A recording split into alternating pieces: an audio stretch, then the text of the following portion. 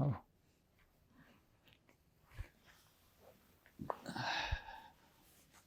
Hola Marco, tenía muchas ganas de poder charlar contigo a solas. Hola, tenía yo también muchas ganas de poder hablar conmigo mismo. Marco, quiero recordarte una frase que escuchamos hace ya muchos años, pero que creo que todavía sigue resonando dentro de nosotros, y es: Marco, no tienes madera de líder. Recuerdas, ¿verdad? Nos la dijeron en una entrevista de trabajo, fue directa, fría, dolió.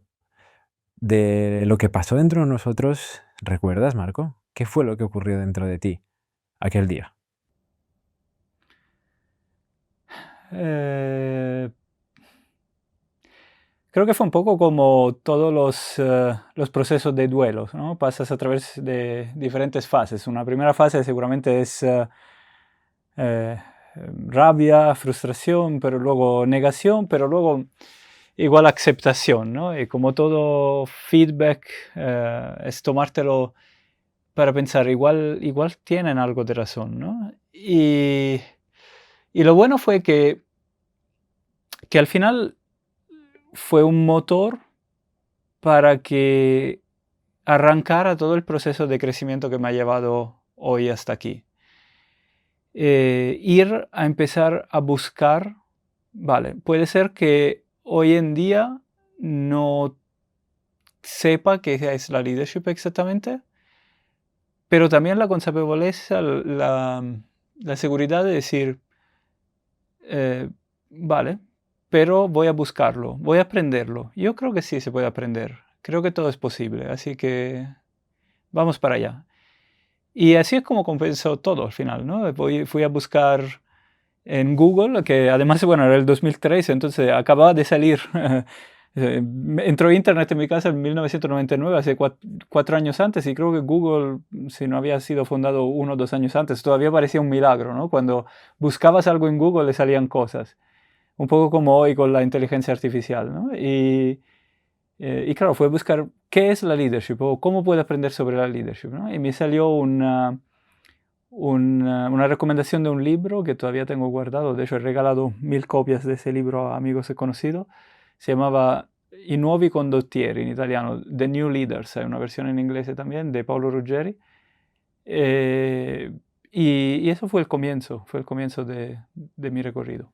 Y sin embargo, cada vez que tú y yo charlamos y recordamos este momento, no podemos evitar sacar una sonrisa. Porque lo más curioso es que, como suele ser normal, tú saliste de esa entrevista sin entender por qué no te habían seleccionado. Y más adelante descubriste que era por esto del liderazgo. Pero creo que dice mucho de ti, de un loco como tú, una persona que quiere creer y lo quiere conseguir. Dice mucho la forma en la que conseguiste esa respuesta. Cuéntame, ¿qué pasó en ese momento cuando sales de la entrevista y solamente sabes que no te han seleccionado? Bueno, allí se me cayó el mundo encima, ¿no? Para dar un poco de contexto, había salido de una de las mejores universidades italianas con la graduación más alta, con laude. Había hecho mi tesis de graduación con la empresa sobre que quería trabajar, Barilla, conocía a las personas y me dijeron, bueno, cuando te gradúas manda el currículum. Entonces, claro, llegué al final del proceso de selección. Cuando quedábamos solo 2 personas, al final eligieron el otro, ¿no? Entonces, bueno, al principio se me cayó el mundo encima. Y además entré en uno de los años más difíciles de mi vida porque pasé más de 30 procesos de selecciones, siempre llegaba entre los primeros 2 o 3 y nunca conseguía el trabajo que deseaba. Así que luego han pasado como unos meses después de eso hasta el día en que decidí, y todavía cuando me recuerdo lo que hice, como que me sorprendo de mí mismo, porque un día me acuerdo, estaba ya casi resignado que no iba a cumplir mi sueño, ¿no? De trabajar en el marketing de una multinacional. Y, ¿sabes? Casi como en la escena de Forrest Gump, porque se levanta y arranca a correr. Levanté el teléfono y llamé a la responsable de recursos humanos de esta empresa, Barilla, de la primera entrevista que me rechazó, y le pregunté, pero ¿por qué? ¿Por qué no fui yo? ¿Qué vieron en el otro que yo no tenía? ¿No? Y allí me dieron ese feedback, ¿no? Porque al director de marketing no le gustó cómo habías contestado a la pregunta, ¿qué es para ti el liderazgo? ¿No?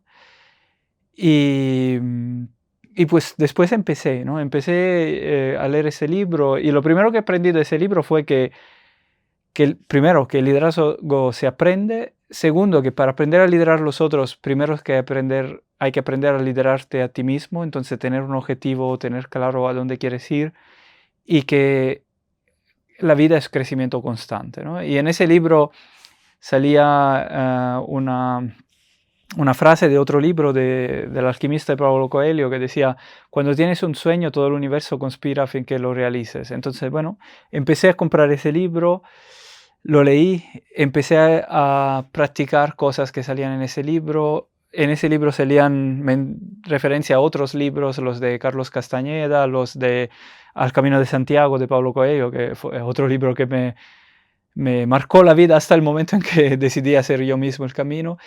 Y así iba aprendiendo, tirando de ese hilo invisible libro tras libro y al mismo tiempo aplicando lo que aprendía en mi vida de cada día y iba progresando, ¿no? Hasta que llegué, bueno, pasé a trabajar por una agencia de publicidad buscando en las páginas amarillas, ¿no? Inclusive dejé el sueño de empezar por arriba, por una gran multinacional y dije, bueno, me voy a forjar en la vida real, ¿no? En las empresas pequeñas. Y todo empezó a pasar hasta que en la siguiente entrevista para una gran multinacional finalmente me eligieron. Así que ahí es probablemente donde empezó mi recorrido de transformación personal. Sin embargo, antes de entrar en la transformación personal, Marco, vivimos una infancia peculiar. No es muy normal ir 2 años adelantado al resto de alumnos del colegio. Eras un pequeño genio y, sin embargo, tengo la sensación, y sé que tú también, de que durante muchos años tu luz no brilló tanto como debería. ¿Qué pasó en el colegio?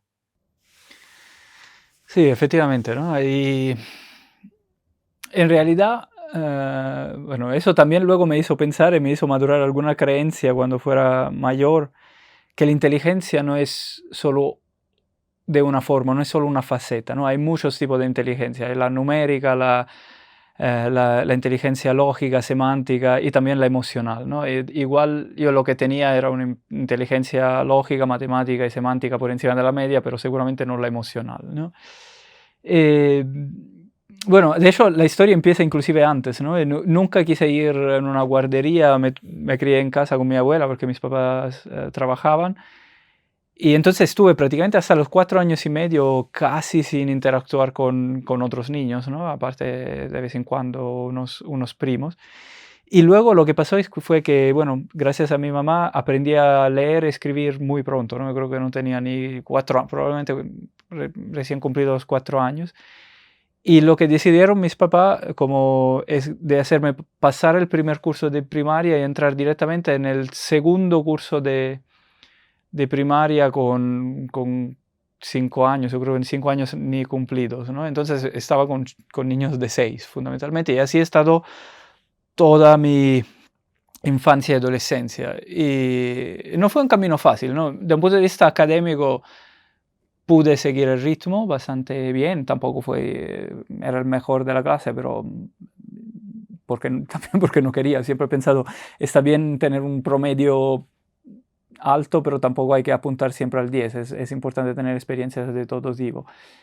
Pero al mismo tiempo la dificultad era más relacional, ¿no? Con los niños de mi misma, bueno, no de mi misma edad, de mi misma clase que tenían 2 años más. Entonces, imaginaros tener 9 años y estar con chicos de 11 o tener 11, que eras fundamentalmente todavía un niño, estar con chicos que casi iban a cumplir 14, que estaban ya en preadolescencia, ¿no? Entonces fueron momentos difíciles, inclusive hubo algo de bullying, que decimos, ¿no? Algunos que me tomaban el pelo, ¿no? O sea, siempre era el más pequeño. Em, y por otro lado también, ¿no? Mis habilidades igual relacionales emotivas o mi inteligencia emotiva no estaba tan desarrollada como la académica o la lógica o matemática, ¿no? Y entonces no fue un recorrido fácil, pero bueno, fue parte de lo que me hizo ser lo que soy, ¿no? Igual lo que me salvó fue el deporte, ¿no? Fue cuando empecé a hacer deporte y allí sí que estaba con chicos de mi misma edad Y además, claro, empecé también a salir con ellos y dentro del grupo de los de mi misma edad yo era como el mayor, la referencia, porque claro, iba 2 años adelantados desde un punto de vista de la escuela, ¿no? Aún teniendo la misma edad de los chicos con que hacía deporte, iba 2 años por delante en la clase. Así que no fue fácil, fue interesante, no lo recomendaría a mi hija, definitivamente no. Lo sé. Oye, Marco, ¿y cómo se sintió vivir durante tantos años persiguiendo un sueño que tenías tan claro y que de base ya te habían dicho que a priori no ibas a cumplir, ¿no? Como era ser brand manager, una persona referente en una multinacional. Y sin embargo, bueno, como tú bien has dicho y bien sabes, empezamos desde abajo. ¿Cómo se sentía eso para Marco? Pues igual fue el primer chasco de realidad, ¿no? La primera vez en mi vida como que entendí que la vida no es lineal y no es tan fácil, ¿no? Yo creo que hay un momento cuando sales de la universidad te das cuenta por primera vez que los caminos son infinitos, ¿no? Hasta la universidad tienes elecciones, pero son limitadas, ¿no? En Italia, por ejemplo, ¿qué voy a hacer? El liceo clásico, el liceo científico, la escuela profesional. Luego más adelante, bueno, ¿qué voy a estudiar? Medicina, economía, ingeniería, jurisprudencia. Hay un abanico más amplio, pero es todavía limitado. Cuando sales de la universidad, el mundo es infinito, las posibilidades son infinitas y todo depende de ti. Y no es tan fácil, ¿no? Entonces, bueno, todo ese proceso, estuve más que un año eh, intentando conseguir el trabajo que anhelaba, entonces entrar como becario para poder desarrollarme como brand manager en una multinacional. No sé inclusive por qué tenía ese sueño, pero me encantaba. Igual al final de los años 90, en muchas películas, los protagonistas, los que tenían éxito, trabajaban de publicitarios, ¿no? Yo todavía tenía mis inseguridades con las chicas, etcétera. Entonces dice, bueno, igual ese es un camino que me ayuda, ¿no? También a ganar seguridad y a gustar más a las chicas, ¿no? Era un poco pueril igual la motivación, pero bueno, con 22 años es lo que hay. Y claro, durante esos 2 años que no conseguí acercarme a ese camino, llegué a pensar, igual no es para mí, igual no lo voy a conseguir. Llegaron a ofrecerme un puesto de vendedor en Decathlon, ¿no? En una tienda de jefe de sección, y estaba al punto de aceptarlo cuando decidí hacer esa llamada. Y de allí, pues bueno, todo empezó a cambiar, pero bueno, empezó a cambiar cuando realmente entendí que primero todo estaba en mis manos, segundo que todo era posible y tercero que tenía que cambiar yo. Tenía que aprender que me faltaban cosas, que había aprendido cosas en la universidad, pero igual no había aprendido lo más importante, que son definitivamente lo que en inglés se llaman los soft skills, ¿no? Las competencias más sutiles de liderazgo, de interacción personal, de inteligencia emocional, de empatía, ¿no? Todas esas cosas que igual tenían menos desarrolladas que mi faceta más académica y más lógica y más matemática. Empecé a trabajar aún mientras seguía buscando, primero en una empresa familiar y claro, mucha gente se podía haber sentado y acomodado y haber pensado, bueno, esa es la vida que me tocó, ¿no? Yo soy así o es lo que hay, ¿no? La vida es dura, pero yo creo que lo que me salvó fue pensar que algo más podía ser posible, la creencia que igual que no era real, pero que a mí me sirvió, que estaba aquí para hacer algo más grande, algo mejor, que no podía hacer todo allí. Y luego la valentía de tirar de este hilo invisible de libros, crecimiento personal y experimentarlo en la práctica para hacerlo posible. Pues te confesaré una cosa, Marco, y es que durante muchos años hubo una frustración que me acompañó, y es que, bueno, al fin y al cabo, yo no soy más que tu cabeza, y si hubiera podido, te habría dicho ese te lo dije durante mucho tiempo. Pero sin embargo, durante muchos años tú perseguiste ese sueño, que además los que te conocemos ya sabes que no dudamos que lo ibas a conseguir. Y así fue, que llegaron tus 27, y de repente sentiste una frustración, un vacío tremendo. Y yo ahí quise decirte, te lo dije, pero no pude. Quiero que me cuentes cómo se sintió tener 27 años, cumplir ese sueño que durante toda la vida habías perseguido ¿y qué? ¿Ahora qué? Esa fue exactamente la pregunta que me hacía, ¿no? Igual no el día después, porque tardó unos meses, los disfruté bien, ¿no? De llegar 27 años y medio, un contrato de brand manager en una multinacional, un sueldo, bueno, que hoy me parece muy poca cosa, pero para aquel entonces me parecía que estaba muy bien. Y bueno, que eran 30.000 euros de entonces, que bueno, que entonces eran más de los de hoy, pero bueno, tampoco era tan alto, pero para un chico de 28 años empieza a ser algo. Un coche de empresa, facilidades, viajes, y bueno, estaba muy contento. Pero luego, al cabo de unos meses, dije, bueno, ¿y eso va a ser así mi vida, toda mi vida, hasta que me jubile, 65 años, 30 años de hacer lo mismo, sin anhelos, sin nada nuevo? Y la verdad que poco a poco ese pensamiento me empezó a minar, ¿no? Inclusive, y allí descubrí también que la salud está muy influenciada por nuestra mente. Empecé a tener crisis alérgicas, psicosomáticas, me tuvieron que ingresar varias veces en el hospital en Italia y bueno, poner flebos de cortisona. Y, y al final descubrí que fundamentalmente una gran verdad, ¿no? Que lo que te hace feliz no es alcanzar un objetivo, es caminar hacia el objetivo. El momento, y eso se puede ver también en el deporte, ¿no? Muchísimos deportistas que llegan finalmente a la medalla de oro olímpica o a ganar un mundial, luego tienen también esos momentos de depresión, de decir, ¿y ahora qué? ¿No? ¿Ahora qué voy a dedicar mi vida si toda mi vida he estado soñando para eso?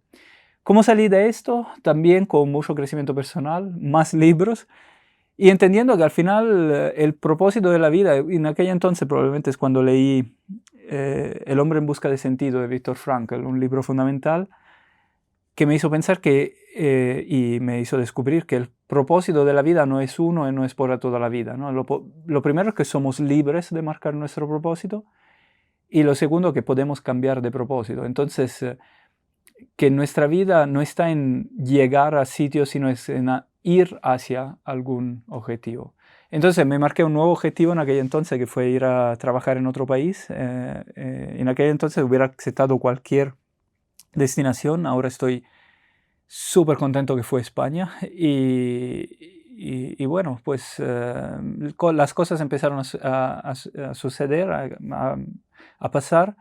En menos de un año estaba en España con un puesto aún más importante de marketing manager, de jefe de marketing de la división española, y luego de ahí ha sido entender que es marcarse un objetivo, aprender lo que hay que aprender para llegar allí, perseverar y seguir adelante.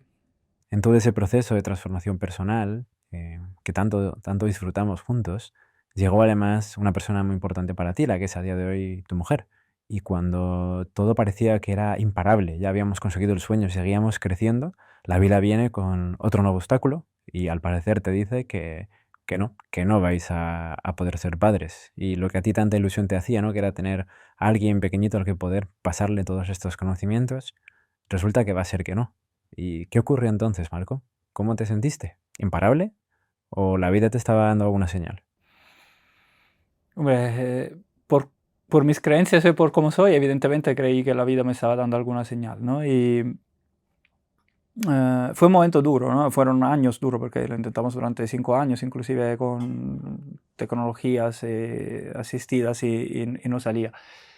Y tengo que decir que, bueno, creo que es uno de los males de la era moderna y se habla muy poco, pero hay tantas y tantas parejas y tantas que al final no lo consiguen, ¿no? Entonces es un tema al que también por experiencia cercana le tengo mucho respeto, ¿no? Cuando hablo de eso, porque sé que, bueno, y al final lo conseguimos, fue un recorrido duro, pero estuvimos a un paso de tirar la toalla otra vez, pero hay tanta gente que allí sí, no hay crecimiento personal que sirva, que no lo va a conseguir al final, porque también hay Como digo siempre, ¿no? Los resultados en la vida dependen de ti y del azar. Tú puedes poner todo lo que quieres y tienes muchísimo, igual tienes un 80%, pero hay un 20% de cosas que no están en nuestro control, ¿no? Entonces, definitivamente tengo mucho respeto por ese tema, y sobre todo para quien no lo consigue.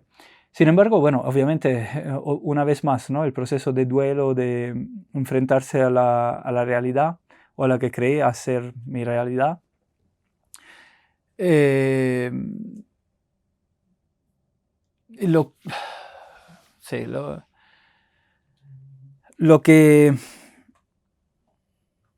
llegué a pensar, bueno, es, pues igual no tiene que ser, ¿no? Y si no tiene que ser, tiene que haber una razón. Eh, Lo que sí me dolía, más que nada, como tú decías, o como yo mismo me decía a mí mismo, es no poder transmitir todo lo que había aprendido a lo largo del camino, ¿no? A una pequeña nueva versión de mí. Eh, y sobre todo, bueno, como que todo se terminaba conmigo, ¿no? Además yo soy hijo único, ¿no? Como que terminaba casi ese ramo de la familia. Entonces no fue fácil y paradójicamente todo cambió cuando dije, bueno, pues si no puedo enseñar lo que sé a un hijo biológico, además, bueno, también intentamos con adopción, con acogida, pero son procesos muy complejos, la gente no lo sabe, habla muy con corazón ligero de adoptar cuando no es tan sencillo como parece.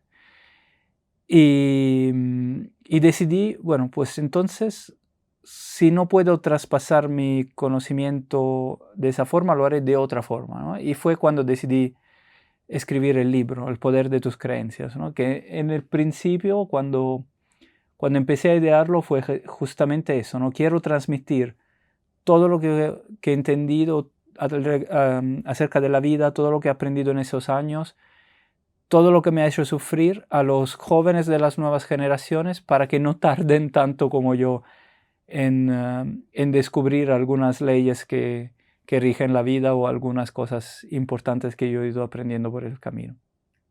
Marco, si pudieras volver al día en el que nace tu hija y tuvieras tu libro junto a ti y solamente tuvieras unas horas de vida y tuvieras lo justo para poder dedicarle el libro a tu hija, ¿qué escribirías en esa página? Bueno, lo primero que hay la historia que me hizo reflexionar y me dio, una vez más, me dio una creencia que igual no es real, pero que a mí me sirve mucho, de que todo en la vida pasa con algo. Porque en el momento que decidí escribir el libro, bueno, pasaron una semana, me apunté a un curso, escribí la estructura, empecé a idear los capítulos del libro, que al final, bueno, al principio eran 20 ideas que había aprendido, 20 lecciones que había aprendido en la vida, y luego todo se sujetaba sobre el tema de las creencias, entonces se volvieron 20 creencias potenciadoras que había aprendido a lo largo de mi vida, y de ahí el título, El poder de tus creencias, ¿no? Y el día que después de haber hecho todo el esquema, escribí las primeras páginas del libro, fue el día que descubrimos con mi mujer que estábamos embarazados. Además, de forma natural, después de haberlo intentado por años, inclusive con ayuda tecnológica y de todo tipo de médicos. Así que eso para mí fue, pues la vida quería de todas formas en aquel momento que me sentara en aquel ordenador y que empezara a escribir, o por lo menos así lo sentí, ¿no? Y para darme después la posibilidad de que naciera mi hija. Y mi hija nació unas semanas después de que el libro dio luz y lleva en su contraportada evidentemente una dedicatoria a ella. Así probablemente volviendo a tu pregunta, volvería a escribirle lo mismo, ¿no? Que le escribí en la dedicatoria. Volvería a escribir que espero que ese libro le pueda servir como una guía en el camino para darle la libertad de elegir para que no tenga que tardar 20 años para aprender lo que yo aprendí a lo largo del camino, y para que pueda ser libre con su vida de hacerlo lo que desea, lo que quiera, lo que anhele, y apuntar a las metas más altas que se pueda poner. Marco, te dijeron que no podrías liderar, que no valías para ello. A día de hoy no hay ninguna duda de que eres un gran líder, no solo en la empresa, sino también acompañas a otras personas a través de procesos de coaching. Si ya está claro que eres quien querías ser, ¿quién quieres ser a partir de ahora? Es interesante también, en eso la paternidad te cambia completamente, ¿no? La persona que era mientras escribía el libro y mientras lo publiqué, es como que fue un punto de llegada de los 40 años de los aprendizajes desde la primera fase de mi vida, que era como llegar a ser quien quería ser. Esta segunda parte es una parte completamente diferente en el que aprendes a dejar ser tu ego y a apoyar a los demás y de verdad a querer ayudar, a querer aportar valor ahí donde estés, en los diferentes formatos, y ayudar a otros a progresar, ¿no? De alguna forma. Creo que o por lo menos para mí ha sido así, ¿no? Hasta los 40 años ha sido una definición de quién soy, ¿no? Ha sido un proceso de alguna forma un poco egótico, ¿no? Si permitirme la palabra, de cómo quería que los demás me percibieran, ¿no? Y quién quería ser para el mundo. Y esa segunda parte de mi vida creo que está pasando hacia la disolución del ego, ¿no? Que no me importa, dejar que no me importe cómo los demás me perciban, dejar que no me importe tanto a dónde quiero ir. Hay objetivo, por supuesto. Quisiera dejar un legado también de libertad financiera y de seguridad para mi hija, para que luego pueda dedicarse, no para que pueda ser una vaga, sino simplemente para que pueda dedicarse a lo que de verdad le importe sin tener que preocuparse por eso. Pero más allá de los objetivos mundanos, es más entrar en la faceta espiritual, ¿no? De poder tener libertad de tiempo, de recursos para mí mismo, para poder investigar más, leer y dedicarme a lo que de verdad me apasiona, ¿no? Que es entender qué hay detrás del ser humano, qué hay detrás del funcionamiento del cerebro, de cómo tomamos decisiones, de lo que anhelamos, de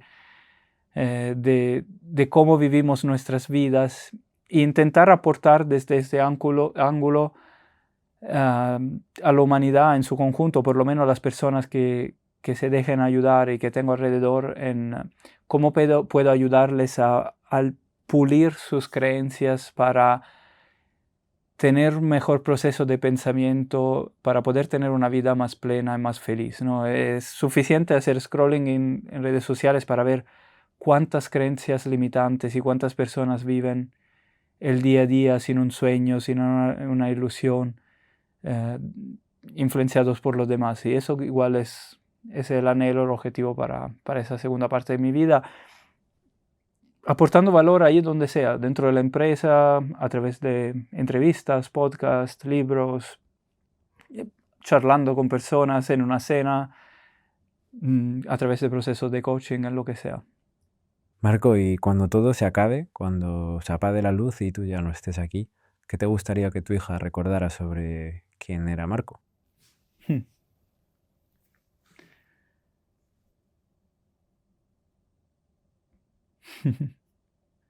Pues espero un buen padre, principalmente, ¿no? Que le ha ayudado, que le ha aportado valor, pero también que le ha hecho reflexionar sobre lo que era correcto y no correcto, que ya hemos tenido muchos momentos vividos juntos para recordar y para enmarcar, y que ella pueda llevar en el corazón para vivir juntos, ¿no? Y más en general, que quiero que el mundo recuerde de mí, pues que fui buena persona y que ayudé. No va a ser así para todos, ¿no? Es imposible hacer este camino sin, como dicen, sin dejarse unos cadáveres atrás, ¿no? Sin dejarse unos enemigos, ¿no? Y a veces Son las personas que con todo corazón querías ayudar y que no estaban preparados para ello. Allí probablemente fue uno de los aprendizajes más grandes que he tenido en los últimos años, ¿no? Yo iba un poco en la vida como evangelizador. Dije, pero ¿cómo pueden no entender las personas si yo he llegado a ese nivel de conciencia, si yo he entendido que funciona así? ¿Cómo pueden las personas estar encerradas en cierto tipo de creencias, de pensamientos? Y luego me di cuenta, de hecho, una de mis pasiones fue la política, ¿no? Y estar en política me hizo entender que no puedes cambiar el mundo a través de la política, porque la política no es nada más que el reflejo de lo que piensan la mayoría de la gente, ¿no? Entonces, si quieres de verdad hacer evolucionar una sociedad, tienes que hacer un trabajo más de uno a uno y hacer evolucionar cada persona, cada individuo y sus creencias, cómo piensas, qué piensas alrededor del mundo que tiene, ¿no? Y ya entendí que no puedes ir a buscar personas que tienen creencias limitantes y soltárselo tal cual o intentar ayudarles. Las personas tienen que reconocer primero, tienen que llegar a tener ese punto de dolor en que reconocen que no están felices para ir a buscar esa ayuda y allí estaré para ayudarlos, pero o para alcanzarles a través de vídeos, de formaciones, de lo que sea, pero no iré más a intentar ayudar a un amigo que no me lo haya pedido, porque no lo aceptarían. Y eso lo he entendido y me ha costado unas amistades también. Pues ha sido un placer, Marco, haber charlado hoy aquí contigo a solas. Bueno, pues ha sido un gran placer para mí.